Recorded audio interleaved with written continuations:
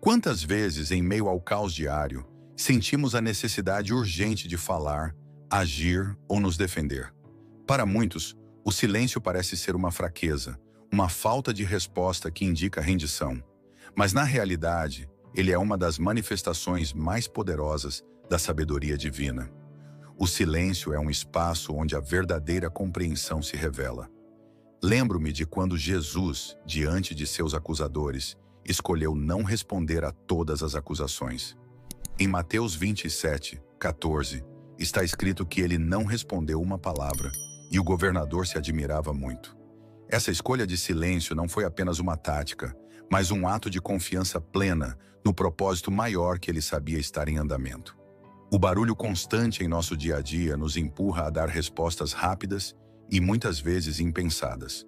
Nas redes sociais, por exemplo, amplificamos esse ruído, como se precisássemos ter uma opinião sobre tudo e responder imediatamente a qualquer provocação. Mas será que realmente ouvimos o que está por trás desse tumulto? A sabedoria que vem de Deus nos ensina que há momentos em que o silêncio é a resposta mais poderosa que podemos dar. Ele nos permite enxergar além da superfície, discernir o que realmente importa e abrir espaço para que Deus haja em nosso favor. O silêncio nos afasta da impulsividade e nos aproxima da paciência.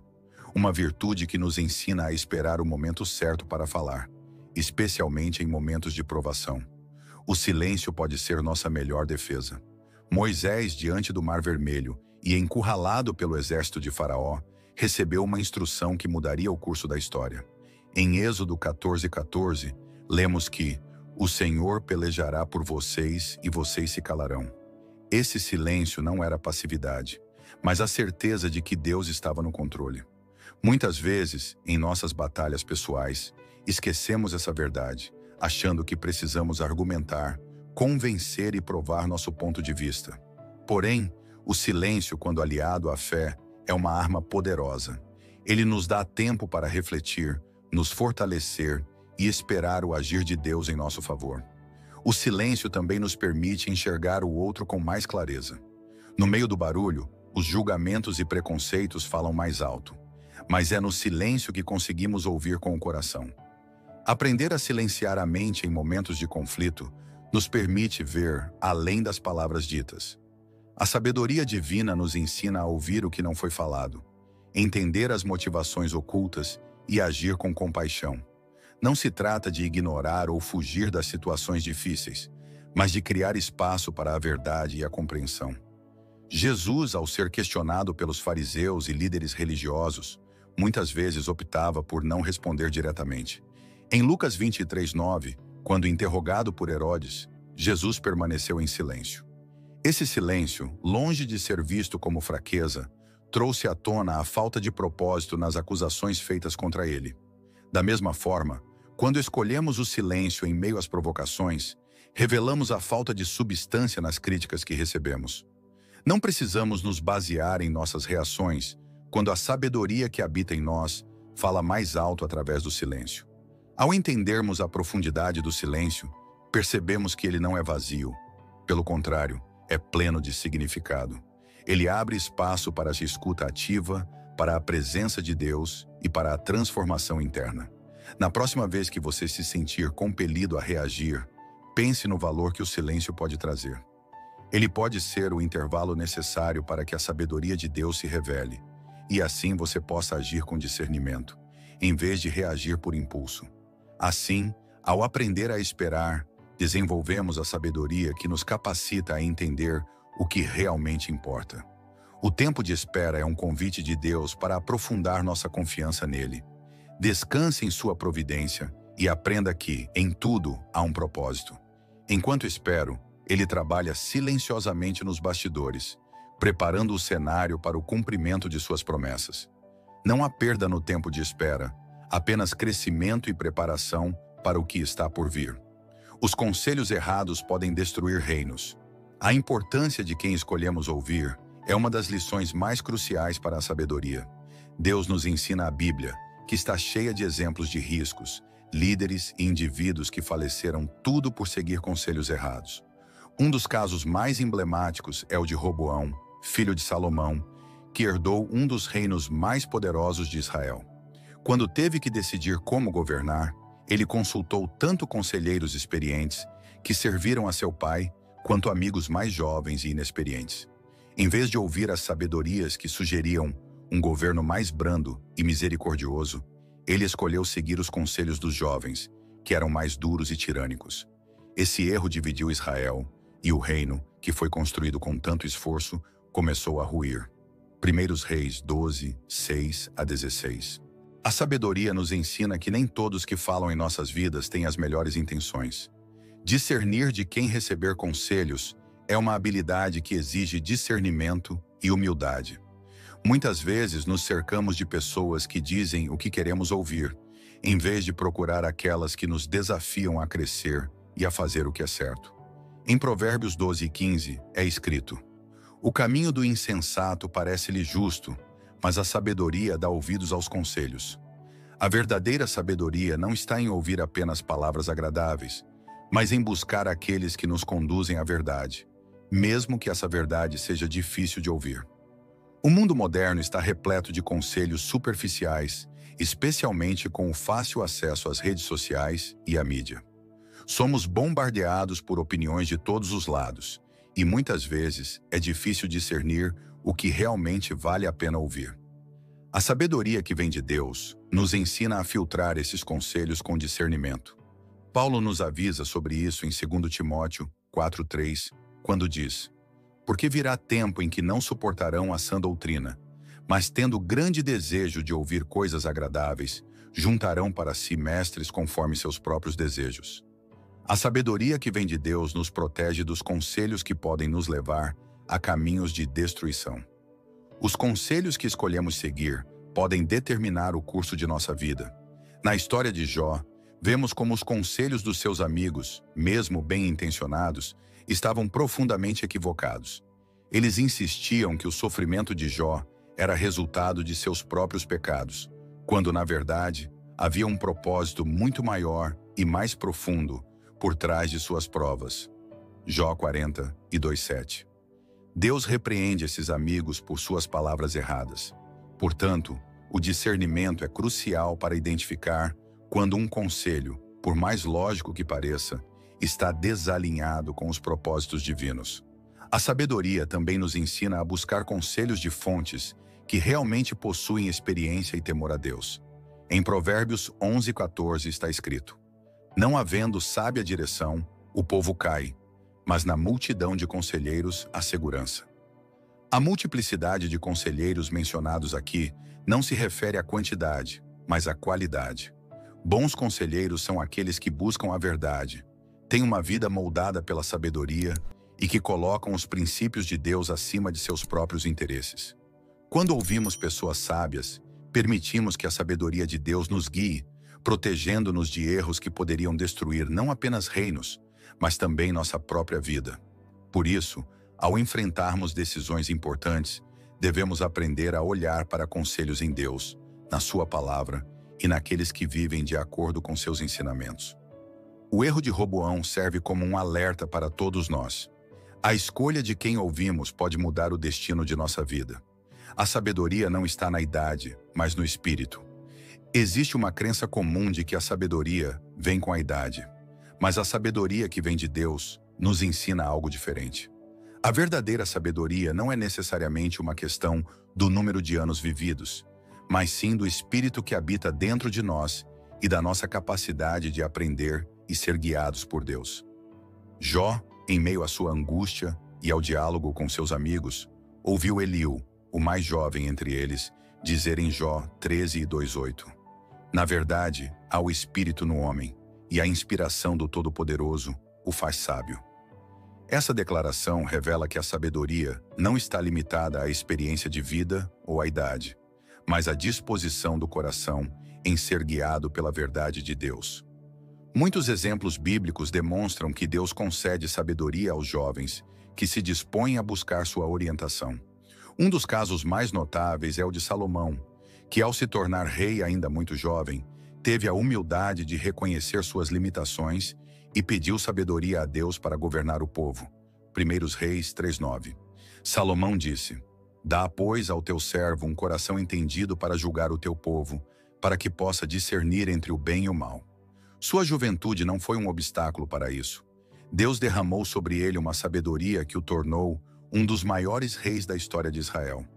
Isso nos ensina que a sabedoria não é uma questão de idade, mas de uma busca sincera por entendimento e dependência de Deus. Ao contrário do que muitos pensam, a juventude pode ser um período de grande aprendizado e profundidade espiritual. Daniel e seus amigos, ainda jovens, demonstraram sabedoria extraordinária ao recusarem os banquetes do rei e permanecerem fiéis a Deus em Babilônia. Daniel 1:17. A sabedoria que vem de Deus não discrimina a idade. Jovens que estão profundamente conectados ao Espírito de Deus possuem discernimento e entendimento além dos anos que viveram. Em Eclesiastes 4:13, lemos: Melhor é um jovem pobre e sábio do que um rei velho e insensato que não se deixa mais admoestar. Esta passagem nos lembra que a idade por si só não garante sabedoria. Um coração aberto ao ensino de Deus é o verdadeiro sinal de sabedoria. A sabedoria que vem de Deus transcende o tempo e a experiência humana. Ela é concedida a todos que a procuram com humildade e sinceridade, independentemente da idade. Ao mostrarmos hold aos outros, desenvolvemos em nós mesmos a sabedoria da empatia, da paciência e do amor altruísta. Muitas vezes, é ao ajudar o próximo que percebemos o quanto estamos crescendo espiritualmente. A espera nos conecta com as necessidades dos outros e nos ensina a ver além de nós mesmos, revelando a sabedoria de um coração alinhado com os propósitos de Deus. Jesus nos mostrou isso constantemente ao dedicar tempo aos marginalizados, como as crianças e aqueles que eram ignorados pela sociedade. Em Mateus 25:40, ele nos lembra: Em verdade vos digo que quando fizestes a um destes meus pequeninos irmãos, a mim o fizestes. Atos de retenção são também rios de sabedoria, pois fluem da fonte inesgotável do amor de Deus. Quando praticamos a hold, nos tornamos instrumentos de Deus para transformar o mundo ao nosso redor. Não precisamos de grandes plataformas ou títulos para sermos agentes de mudança. Basta estarmos dispostos a agir com compaixão e a colocar em prática a sabedoria de amar ao próximo. Assim, tocamos corações, curamos feridas e espalhamos a luz de Deus em lugares que frequentemente permanecem na escuridão. A sabedoria divina nos ensina que cada gesto conta, cada ato de espera tem o potencial de mudar uma vida. Portanto, não devemos subestimar o impacto que pequenas ações podem ter. No final, a sabedoria não reside em grandes feitos, mas na fidelidade com que exercemos a bondade nas pequenas oportunidades do dia a dia. É nesse fluxo constante de gestos simples e sinceros que nos tornamos mais parecidos com Cristo e mais sintonizados com a sabedoria divina. Aprender que os pequenos atos de hold, quando realizados com um coração repleto de amor, se tornam rios de sabedoria que alimentam o mundo ao nosso redor. O perdão transforma o inimigo em amigo. O perdão é uma das lições mais explicadas e transformadoras que a sabedoria de Deus nos ensina. O mundo muitas vezes nos diz que devemos reviver, guardar rancor ou nos vingar de quem nos feriu. No entanto, a sabedoria que vem de Deus nos chama a um caminho mais elevado, o caminho do perdão. Este não é apenas um ato de misericórdia, mas uma decisão consciente que tem o poder de transformar, curar corações e até mudar inimigos em amigos. José no Egito é um exemplo poderoso de como o perdão, quando oferecido de coração, pode mudar a trajetória de uma vida. Após ser vendido como escravo por seus próprios irmãos e sofrer anos de injustiça, ele teve a oportunidade de se vingar, mas escolheu perdoar. Em Gênesis 50:20, ele declara: Vós, na verdade, tentastes mal contra mim, porém Deus o tornou em bem, para fazer como se vê neste dia, para conservar muita gente com vida. A sabedoria que ele demonstrou ao perdoar seus irmãos não apenas restaurou sua família, mas também os transformou em aliados. O perdão não é apenas um benefício para quem o recebe, mas também para quem o oferece. Ao perdoar, liberamos o peso do ressentimento que pesa em nossos corações, permitindo que a paz de Deus reine em nossas vidas. A sabedoria do perdão nos ensina que não há espaço para rancor no coração daqueles que caminham com Deus. Jesus nos deu o maior exemplo disso ao perdoar aqueles que o crucificaram, mesmo pendurado na cruz, em meio à dor e à injustiça. Ele olhou para os seus algozes e orou: Pai, perdoa-lhes porque não sabem o que fazem. Lucas 23:34. Este é o nível mais profundo de sabedoria e compaixão, onde o perdão se torna o reflexo da graça de Deus que habitava no coração de Jesus. A sabedoria que envolve o perdão nos revela que, muitas vezes, aqueles que nos ferem estão presos em seus próprios dilemas e erros, muitas vezes sem compreender o impacto de suas ações. Ao perdoá-los, nos libertamos das correntes do ressentimento e abrimos espaço para que Deus trabalhe em nossas vidas e na vida deles. Paulo, antes de se tornar o grande apóstolo, perseguia violentamente os cristãos. No entanto, após sua conversão, foi aceito e perdoado pela comunidade que ele outrora perseguira. Esse perdão transformou Paulo, que de inimigo se tornou um dos maiores defensores da fé. Em 2 Coríntios 5:18, ele escreve: E tudo isto provém de Deus, que nos reconciliou consigo mesmo por Jesus Cristo e nos deu o ministério da reconciliação.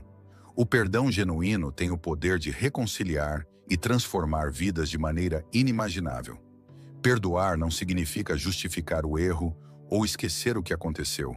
Pelo contrário, é reconhecer a gravidade da ofensa, mas escolher não permitir que ela tenha a última palavra. O perdão é uma decisão intencional de não permitir que o passado continue a ferir o presente. Isso é sabedoria. Quando escolhemos perdoar, abrimos espaço para que Deus esteja em nossas vidas e na vida daqueles que nos machucaram, como está escrito em Romanos 12:29. Minha é a vingança, eu recompensarei, diz o Senhor. A sabedoria está em confiar que Deus é o justo juiz e que Ele cuidará das injustiças de maneiras que muitas vezes não podemos compreender. O poder transformador do perdão vai além do relacionamento entre quem perdoa e quem é perdoado. Ele tem o potencial de impactar a comunidade ao redor, criando uma cultura de reconciliação e paz. Pense em quantos conflitos e guerras poderiam ser evitados se as pessoas escolhessem o caminho do perdão em vez da vingança. Quando José perdoou seus irmãos, ele não apenas restaurou sua família, mas também garantiu a sobrevivência de uma nação. O perdão não é uma fraqueza, é uma das projeções mais poderosas de sabedoria e força. Portanto, a sabedoria que vem de Deus nos chama a perdoar, mesmo quando parece difícil. O perdão é um presente que oferecemos tanto a nós mesmos quanto aos outros, e sua capacidade de transformar vidas é imensurável. Quando permitimos que o perdão entre em nossos corações, nos tornamos canais de paz e reconciliação, refletindo o caráter de Deus em nossas ações. O inimigo que outrora nos incomodava com dor pode, através do perdão, se tornar um aliado, um amigo ou até mesmo uma vitória em nossas vidas. A sabedoria evita discutir futilmente. Em um mundo onde as opiniões e debates são cada vez mais exaltados, a sabedoria que vem de Deus nos ensina a evitar discussões fúteis que não levam a lugar algum. A sabedoria não se manifesta em quem fala mais alto ou tem as melhores respostas, mas em quem sabe discernir quais batalhas valem a pena lutar. As Escrituras são claras sobre o perigo das discussões vazias. Em 2 Timóteo 2:23, Paulo nos adverte a evitar questões insensatas e sem fundamento, que apenas geram conflitos. A sabedoria que vem de Deus nos ensina a não desperdiçar nossa energia e tempo em divulgar ideias que não edificam, mas que promovem divisões e ressentimentos. Quando estamos firmes em nossa fé e nas verdades que Deus nos revela, estamos menos inclinados a ganhar debates ou a impor nossas opiniões. Jesus exemplificou essa sabedoria quando foi questionado pelos fariseus e saduceus, que frequentemente tentavam desafiá-lo com perguntas capciosas. Ele raramente se envolveu em discussões longas. Em Mateus 22:18, Jesus, percebendo suas intenções, disse: "Por que me tentais, hipócritas?" Ele sabia que muitos desses debates não eram sinceros, mas armadilhas para fazê-lo tropeçar. Ao escolher com sabedoria quando e como responder, Jesus nos mostra que muitas vezes o silêncio ou uma resposta sábia e concisa pode ser mais eficaz do que prolongar a discussão inútil. Em muitos casos, discussões podem se tornar terreno fértil para o orgulho e a vaidade. Quando nos envolvemos em debates apenas para provar que estamos certos, perdemos a verdadeira essência do que significa seguir a sabedoria de Deus. Em Provérbios 29:11, lemos que o tolo se exalta em sua ira, mas o sábio se controla e a acalma. A sabedoria nos ensina que, muitas vezes, a melhor resposta a uma provocação é promover a paz. Isso não significa ausência de argumentos, mas sim autocontrole e discernimento para perceber quando uma conversa se torna improdutiva e prejudicial. Paulo, em sua carta a Tito, também nos aconselha a evitar debates intermináveis e contenciosos sobre questões sem relevância espiritual. Em Tito 3:9, ele afirma que devemos evitar questões fúteis, genealogias e disputas sobre a lei, pois são inúteis e vãs.